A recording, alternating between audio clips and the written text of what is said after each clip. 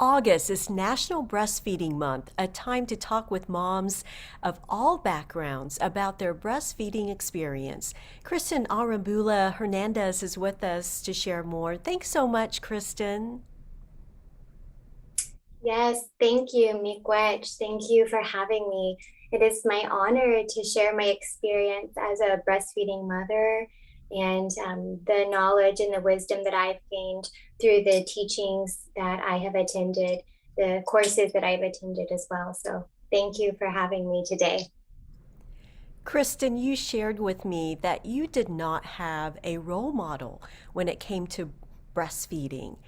What influenced you and how did it become so important to you? Yes, so I did not. I never saw my mother breastfeed. I would say it was my time in South America. I was in South America for over 2 months, and while I was there that I learned that I was pregnant. And then I started to notice as I was traveling, look at all of these mothers who are breastfeeding, and they were breastfeeding in public, uncovered, not being shamed, and just so confident. And this was in Argentina, in Peru, in Valle Sagrado, the Sacred Valley. And I just remembered being so blown away at these women and how beautiful they were breastfeeding their babies. Did breastfeeding come naturally to you? Were there ups and downs? So I have two biological sons and two completely different breastfeeding experiences. With my firstborn, I would say absolutely not. Breastfeeding did not come naturally at all. We had textbook, everything that can go wrong during breastfeeding went wrong for us. He had a poor latch, so I had what you would call a lipstick nipple. So that would cause a misshapen nipple. It was very painful. This forced me to introduce a nipple shield. I also had milk blebs or milk blisters, is what some people call them. So, no, it did not come naturally with him. But with my second, even though we had a separation postpartum, thankfully, we had zero issues breastfeeding. He latched immediately, he had a great deep latch, and we never had any issues. You've become such a big advocate for mothers and breastfeeding. It's taking you on a journey to help other moms. Tell us about that work. After my experience with my firstborn, I was so excited and motivated to learn as much as I could about breastfeeding so I could help other mothers. I knew that if I could make it through all of that, that there were other mothers out there like me who were struggling and needed support.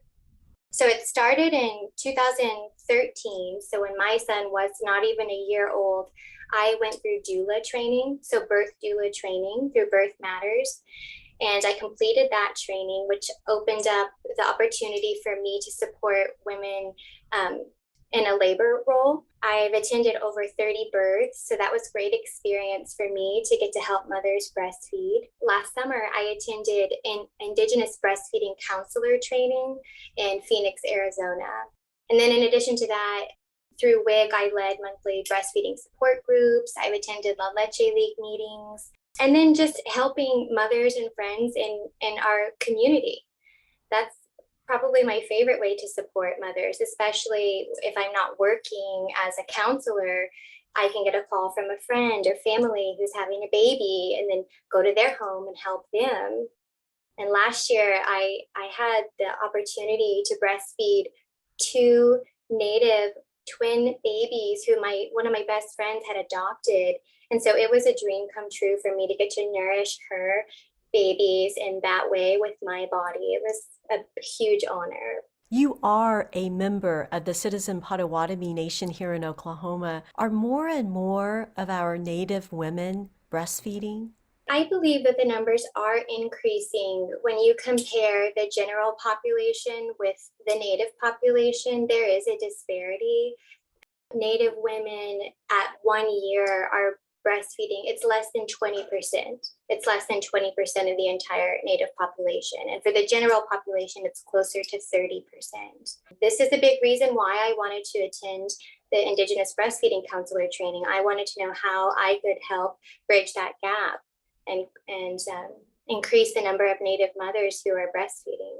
Some of the reasons why we have that gap We've got poverty, lack of education, lack of prenatal care, lack of support. Maybe these mothers don't have a significant other, or like I mentioned, a mother or a grandmother to model that breastfeeding for them. Cultural changes have eliminated breastfeeding as a traditional practice. So I feel not only as a mother, as a woman, but as an Indigenous woman, that it's my sacred responsibility to restore breastfeeding as a traditional feeding practice. Breast milk is the perfect milk for your baby. It's the perfect nutrition for your baby. So breast milk is more digestible. Breast milk allows the parents more sleep. On average, it's about 1 hour more per night of sleep that breastfeeding mothers get.